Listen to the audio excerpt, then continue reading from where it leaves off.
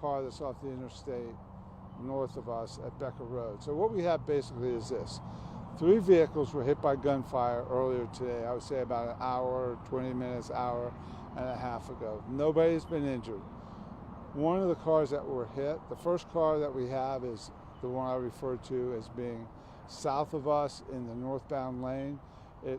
That car was hit, a projectile hit the front of the car and blew out the radiator, so it had to stop. Also took a round through the windshield. Then there's a car here off to my left. It has multiple hits from an unknown caliber firearm, probably a handgun. And the driver is here, also not hit.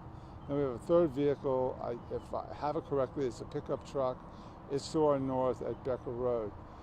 Right now, obviously the most important thing to the public is anybody at risk? I have some circumstances and facts that I'm aware of that I'm not going to be able to share with you now. This is not our case. I've coordinated with the Florida Highway Patrol. They know I'm going to do a release with the express purpose of allaying any fears that our public here in Martin County may have. We know with reasonable certainty that there is no lone gunman out on the interstate targeting vehicles randomly.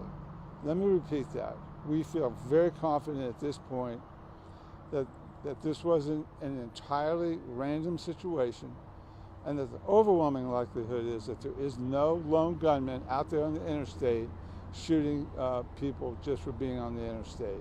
So I think that should go a long way towards calming people's fears. We think we have the scene completely contained. We have all the vehicles that were involved, and we'll continue the investigation alongside Florida Highway Patrol, which will maintain the lead as we provide forensic help. Our forensic people are out here, and also lead detectives from the Martin County Sheriff's Office will work closely with the Florida Highway Patrol. If there's anything I haven't answered, I'd be glad to try to do so now. Sheriff, I know you mentioned 3 vehicles were stopped or with bullet holes in them. Do you think that the perpetrator is in one of those 3 vehicles, as opposed to a 4th vehicle that was shooting and hit all these 3 vehicles and has continued north? Yeah, I think the question is well made. Do we think that we have a shooter or more than one shooter contained within these 3 cars? As far as we know, and I always have to leave it out because it's still very early. I'm doing this in the interest of trying to communicate with the public, but I do believe we have all the people that were involved in this are now being interviewed by law enforcement and are contained within the 2 miles of roadway that I just mentioned. Sheriff, were any of the vehicles that were found, did any of them have weapons in them? Yeah, the question is any vehicle that we have so far have weapons. The answer is we have not found them yet, but because of search and seizure requirements under the Constitution, we haven't gone through any vehicles yet. Obviously, before the day's over, we'll have an answer to that question. Right now, no firearms are in law enforcement custody.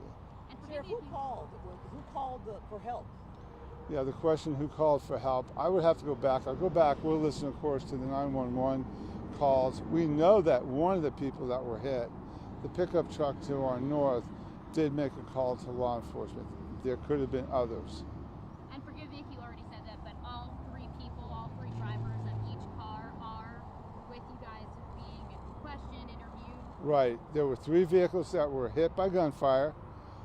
All 3 of those are now with law enforcement, and none of the drivers were injured. We're not looking for any shooter, and we're not looking for any victims that may have been hit and got out of a car. Do you know if there was, in the 3 vehicles, do you know if there was more than just the drivers in the vehicles? So, meaning like, right. Is it just 3 sort of being questioned or talked to? There's 3 vehicles involved. If I have it correctly, this is still a very fluid scene. One of the vehicles had 1 person. One of the vehicles had 2 persons, and then the 3rd vehicle only had 1 person. So does it, from your understanding, did it appear that all of this gunfire sort of erupted a couple miles south of here in Martin County as all 3 of these vehicles were going northbound? Yeah, it looks to us, and I can say this with reasonable certainty, that the entirety of this scene is contained between the Caner Highway entrance, which would be 76, onto I-95 north, and all the gunfire seems to have stopped prior to where we are now at Martin Highway in Palm City, off I-95. Do you believe there was one shooter that hit all three of these different spots? Yeah, the question is, do I think it was one shooter that hit all three spots? It doesn't appear likely. It may have been an exchange of gunfire. We're not sure at this time. We can't rule that out. We also can't rule out that there was... Let me go back over that. It's more likely than not 2 vehicles were involved in gunfire.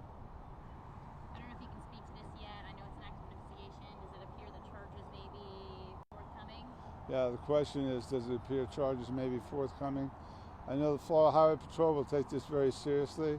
Obviously, all of our attention has been focused on I-95 recently with the anniversary of Trooper Bullock's death, the tragic death of Trooper Fink.